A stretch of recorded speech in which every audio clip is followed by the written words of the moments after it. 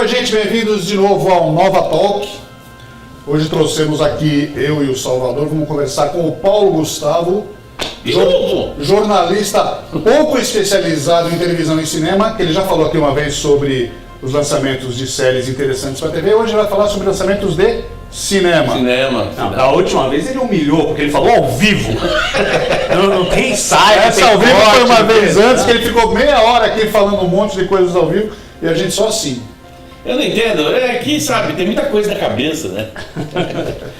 Olha, o cinema esse ano, alguém poderia falar, mas quanta coisa. Na realidade, é mais ou menos o seguinte: tem boas ideias, bem executadas, e um pouco do mesmo para o pessoal que, faltou meu filme de super-herói. Então, o que não falta é filme de super-herói esse ano. Então, começa com a Pantera Negra, depois tem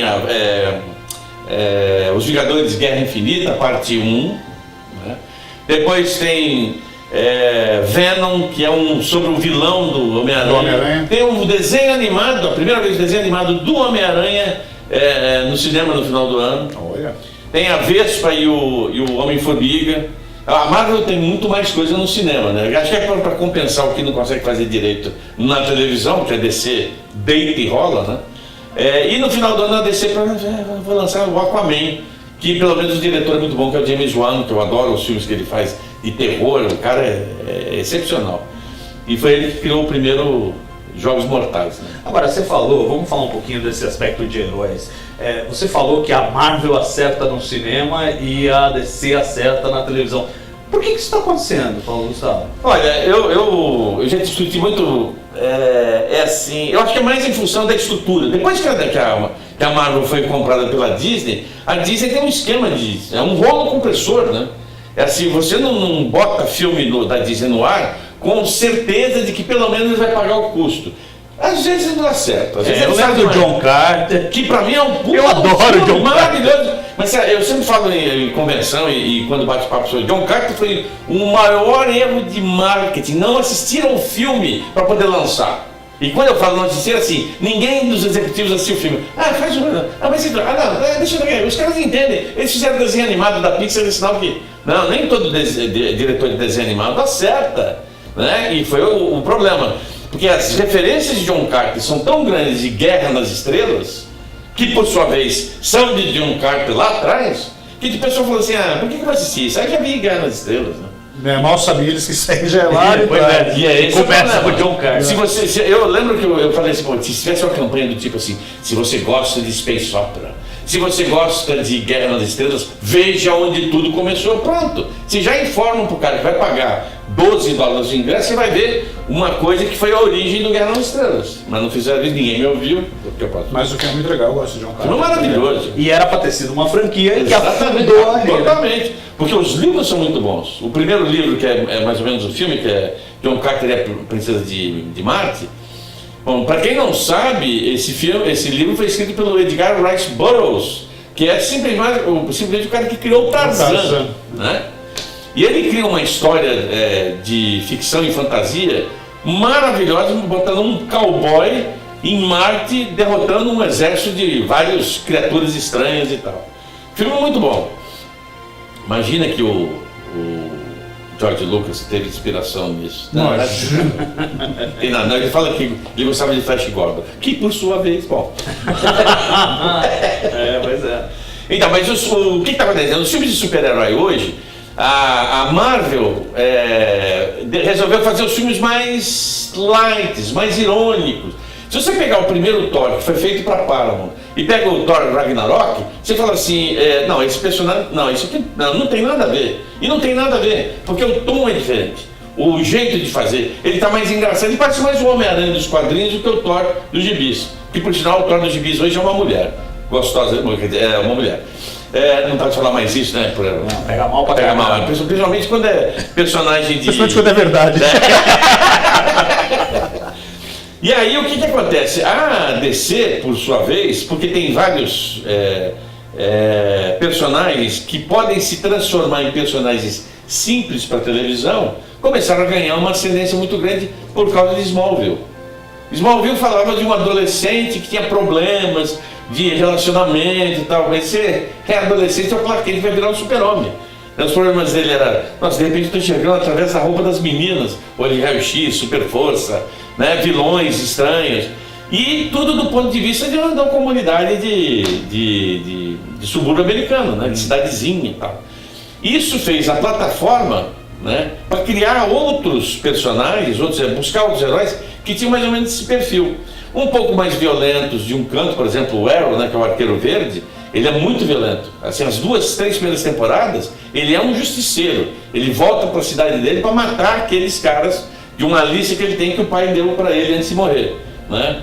Com o tempo ele vai abrandando, vai minimizando, mas cada vez que um herói toma uma atitude dessa, os vilões caem em cima matando, né? Um horror. E aí lançaram o The Flash, a nova versão, que é muito divertida.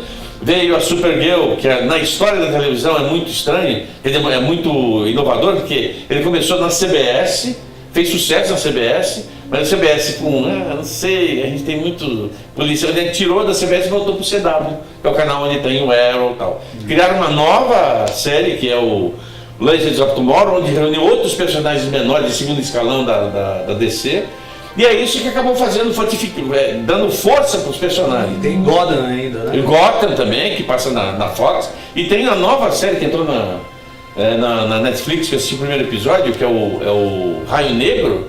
Cara, muito boa, muito boa. O personagem é mais no estilo, tudo bem, ele tem um superpoder de distribuir raio para tudo quanto é lado, mas é mais policial do que um negócio de sair voando por aí, né? Agora, a Marvel, por sua vez, não tinha nada na televisão. Todas as tentativas da Marvel na televisão, né, como o Hulk não era o Hulk. Mas as séries do Demolidor... Não, eu tô falando no início lá. Sim. Assim, o Homem-Aranha foi um fiasco. O Homem-Aranha parecia um mosquito, né? Ele ficava com a cabeça para lá e para cá. Okay. O Hulk, ele é um seriado muito mais drama, né? Mais emotivo do que um super-herói.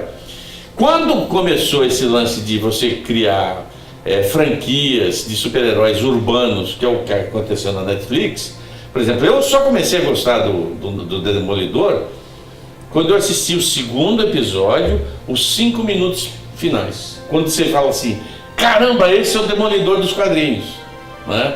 A Jessica Jones, que eu conheço dos quadrinhos, ela está muito bem adaptada para o seriado. O Luke Cage, que era mais ou menos meio galhofeiro e tal, também está bem comportado. O único que pisou na bola, que é o Punho de Ferro, por causa da escalação de elenco. Não acho que o ator, que eu nem sei o nome dele, ele estava muito bem em Game of Thrones, porque morria rapidamente. Roteiro meio fraquinho também, vai? Também, né? E os defensores que reúnem tudo. Agora, qual que é a jogada? Pô, vamos reunir todos os defensores. Tiraram do Demolidor da segunda temporada o Justiceiro, e o seriado do Justiceiro é uma porrada, é muito bom, né? Eu adorei, mas eu vi gente, fã dos quadrinhos, criticando.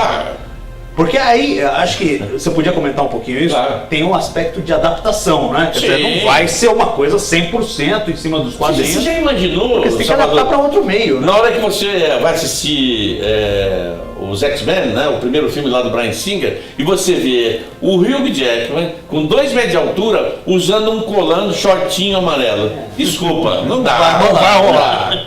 Não dá. E aí que é uma coisa engraçada, tem um longa-metragem de televisão chamado Liga da Justiça, que o SBT costuma reprisar, que é um horror por causa disso. Porque quadrinhos tem um impacto visual, porque você está virando uma página, por exemplo, quando você vira uma página de um personagem que está lutando, você vai notar que o fundo é de uma outra cor da anterior, para poder te dar movimentação na sua cabeça.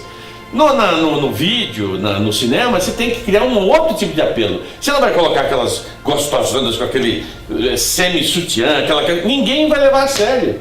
Agora, vamos falar uma coisa aqui, que meio que resume a história dos filmes de herói esse ano. Porque assim, hoje em dia também é muito difícil o cara que vai assistir todos os filmes de super-herói no cinema, né? Ele tem que escolher 1 ou 2, esses são os eventos do ano. Se você tivesse que indicar 1 ou 2 dessa bateria toda de filmes, para onde você mandaria o telespectador? E pensa bem, para onde você mandaria? Eu mando para duas pontas. A primeira ponta já agora, que é o Pantera Negra, que eu acho que vai ser um filme legal, por causa não do personagem em si, mas pela mística em volta do personagem. É bem interessante. E o Aquaman, porque eu acho um dos personagens mais bem sacados da história em quadrinho, porque o resto, você vai ter Apesar que tem um filme aí no meio que eu esqueci de comentar, que são os Novos Mutantes, que vai ter Alice Braga como vilã, que eu achei ideia interessante, né? Que é a única coisa que está fora da franquia da Disney, que são os Mutantes. Mas o Aquaman, pelo fato de ser dirigido pelo James Wan, garante pelo menos assim, uma grande direção e um cuidado com o roteiro acima de tudo. Para não ter intenção de dizer, mas pô, eles respiram embaixo d'água, mas depois que eles sobem da água ninguém respira mais. Não. Fica aquelas injeções de saco, né? É como a história do Batman vs Super-Homem e a história da Marta. A minha concepção é a seguinte: todo fã de quadrinho ficou pé da vida com essa história porque esqueceu que a mãe dos dois tem o mesmo nome. O próprio fã esqueceu e reclamou. Não, mas eu sabia. Não, é por isso que é uma porcaria. Não é desse jeito, né? Então, recomendo esses dois filmes de ponta a ponta. Legal. Então, a gente falou um monte de coisas aqui sobre os heróis e tal, mas volta os lançamentos de cinema legais, fora os heróis, o que temos aí chegando? Olha, tem uma série. A série tá no sangue. No sangue, é porque tem muita cinesérie agora, franquias. É verdade. Aniquilação, eu achei o nome curioso porque só deve dar muita merda nesse filme.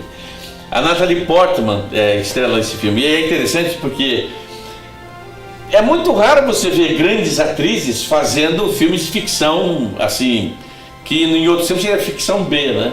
Que é sobre invasão, sobre dupla personalidade, mundo paralelo. Acho que depois de Star Wars tá liberado pra ela. Com certeza. Não, e assim, é doido, porque, por exemplo, nós temos a Meryl Streep, 21 vezes indicada ao Oscar, ela vai fazer a segunda temporada do Big Little Lies. Olha que louco. É mesmo?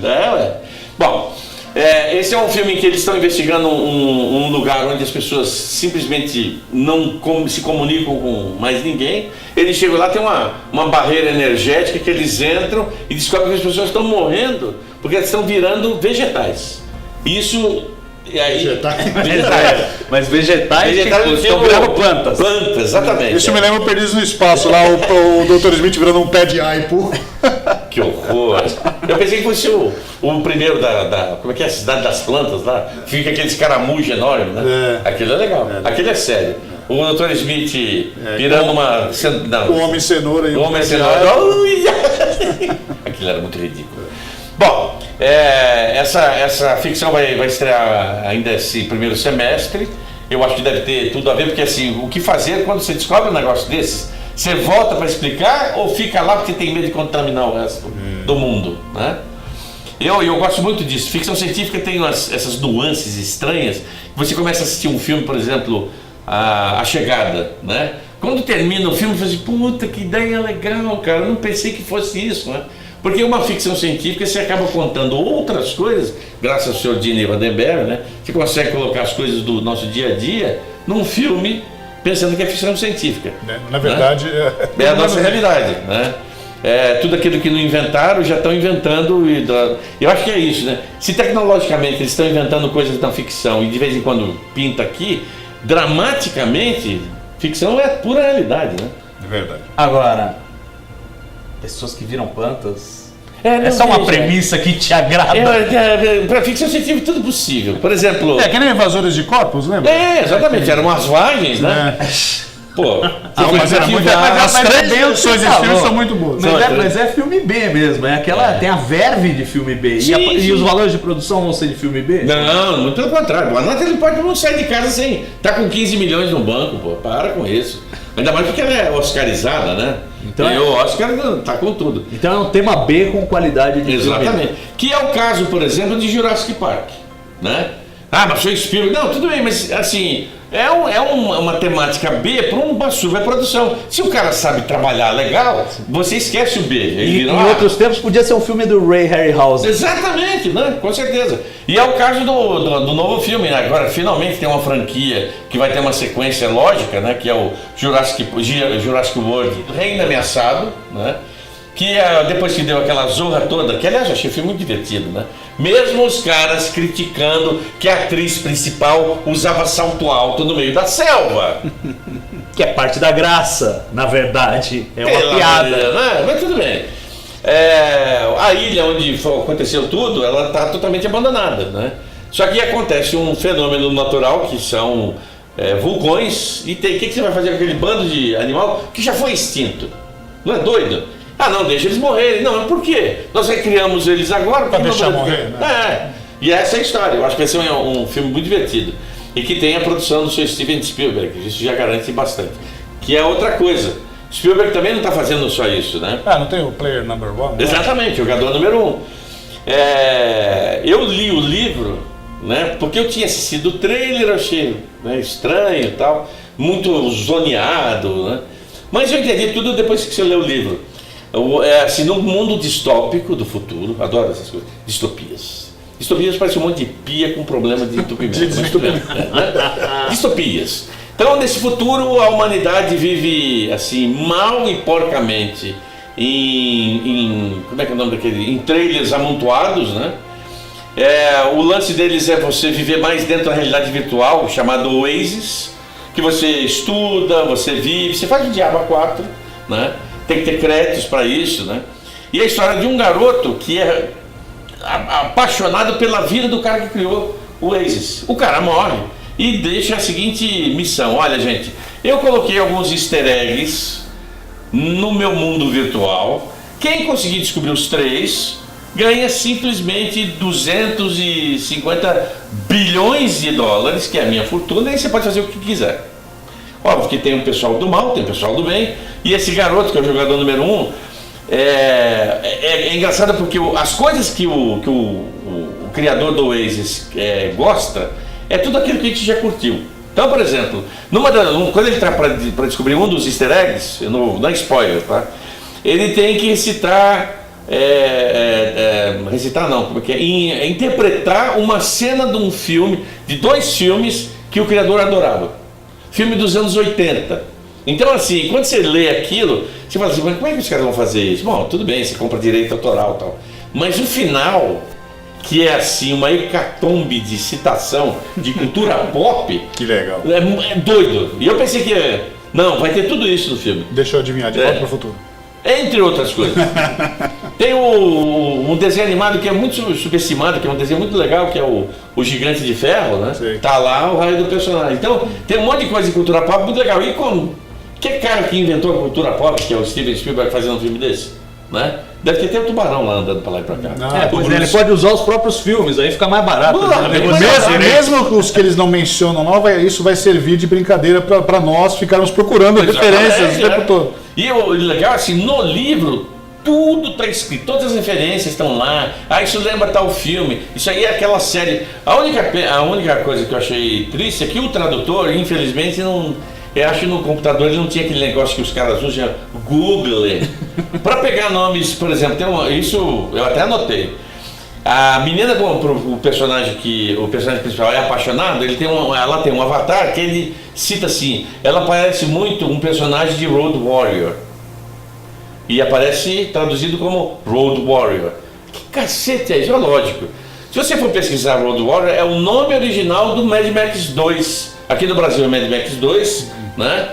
A perseguição continua, tem um subtítulo aqui até descartável, mas nos Estados Unidos foi lançado como The Road Warrior, o guerreiro da estrada. Então se a Debbie Mental, ou o Debbie Mental, não lembro mais o que é o tradutor, tivesse colocado um negócio simples assim, ela aparece muito como um personagem de Mad Max, acabou. Pronto. Né? Deixava a referência gravada e todo mundo, Mad Max, mas 1, 2 ou 3. Então temos filmes promissores aí. Agora, de todos eles, o que me chamou mais atenção é porque tem o Peter Jackson envolvido. Eu espero que seja o Peter Jackson, porque o Peter Jackson tem 2 fases, né? Tem a fase do Senhor dos Anéis. Tem a fase gorda e a fase magra. A fase ruim dele é ele resolver criar uma trilogia de 9 horas de um livro de 200 páginas. Isso me irritou profundamente. Né? Tá falando do Hobbit. Do Hobbit. Meu Deus do céu. Se fizesse um filme do Tom Bombadil, que todo mundo reclamou que não estava na trilogia original, beleza, nem sei, não lembro nem dele no livro, mas tudo bem, deixa o Tom Bombadil. Mas ele resolveu assumir a produção para a Universal, porque isso é um contrato antigo que ele tem. Ele fez vários filmes na Austrália e depois ele fez aquele filme que é maravilhoso, que é o Fragments, né? É Os Espíritos, com Michael J. Fox. Lembra desse filme? Sim. Que é um filme de serial killer sobrenatural, né? E, obviamente, mais ou menos cagadas de marketing, venderam o filme como uma comédia, tipo Ghostbusters. E não tem nada uma coisa a ver com outra, né? Ele fechou um contrato grande com a Universal e só depois do sucesso do Senhor dos Anéis que vamos vir cá, você tem alguma coisa que queira produzir aqui com a gente? Porque já tem um contrato com a gente, ele fez o King Kong, que não é sensacional, é legal, é legal. A trilha sonora é maravilhosa. Não, e outra coisa, eu gostaria de ter, eu ainda vou achar o pôster, aquele sol de Manhattan batendo em cima da Palacete com ele lá. Não, eu adoro o Jack Black também. O Jack Black tá ótimo, né? Papel sério, inclusive, né? Pois bem, ele resolveu fazer a adaptação de livros de aventura de fantasia e ficção científica juvenis, chamado Máquinas Mortais. E tem um conceito que é muito interessante. Num futuro distópico, tá vendo? Problema de mais uma distopia. Encanamento é um problema sério. Mais uma pia entupida. Você tem. Não existem mais países. Os estados se transformaram em grandes cidades mecanizadas, ou seja, elas andam, se locomovem e vão comendo as outras cidades, absorvendo, assimilando as outras cidades. A história se passa de uma pequena comunidade que resolve se rebelar contra ela, né? Eu vi o trailer, e o trailer é assim, assustadoramente bonito, que mostra a máquina gigantesca vindo para pegar essa pequena comunidade e vai tendo um plano geral assim subindo e mostrando o parlamento inglês, sobre rodas, né? Sobre rodas. Tudo isso aí se passa na Inglaterra, né? Na Europa, e o principal país mecânico é exatamente Londres. Seria uma metáfora para a Revolução Industrial? Eu acho que talvez sim. Porque às vezes a gente se surpreende. Eu nunca tinha assistido o Maze Runner, né? Aí falaram para assistir o terceiro filme, eu não tinha visto os dois primeiros. Eu gostei dos dois primeiros, um filme legal. Mas era uma aventura infanto-juvenil, então você tem que colocar deixar a sua crítica de lado e curtir. Que esse é um problema que eu vejo hoje em dia da crítica de modo geral. E não é só críticos mais experientes, não. Da molecada que resolve fazer crítica. Nunca assistiu 200 filmes e fala que não, mas isso não tem nada a ver com o Cidadão Kane. Acho que é falar, e na hora que eles escrevem com K, com C, A. Pois é, tem um pouco de arrogância aí, né? Não, mas tudo bem, a gente tem que se acostumar. É a nova geração. Não fala mal da nova geração. É nova geração, é uma tremenda série. Bom, acho que é isso, né? Chega, né? Nossa senhora, não dá tempo de ir no cinema depois disso. Muito bem. Uma próxima vez você volta aqui para falar de outras... O que agora vamos anunciar aqui oficialmente, teremos um programa regular aí, semanal ou quinzenal, nós estamos articulando, né, chamado Põe na Tela, que eu vou dar dicas sobre os seriados diferenciados que tem por aí. Já vou falando do primeiro, que eu descobri acidentalmente, O Ministério do Tempo. Aqui no canal da Nova Frota. Põe na tela com Paulo Gustavo Pereira. Hashtag Põe na Frota com Paulo Gustavo Pereira. Põe na tela. É na tela, não na frota. Esses me confundem tudo, cara. Bom, mas para terminar o Nova Toque, como sempre, aquela história de pessoal, vamos curtir, né? Assina aí o canal. Lembre da nossa hashtag, né? Um pedaço da ação. Nossa campanha ainda está ativa, está lá firme e forte. Com alguns adereços que nós estamos colocando na minha, vale a pena. O carnaval está chegando, as crianças entram bem. Né? Tá bom. É isso aí. Obrigado, gente. Até a próxima.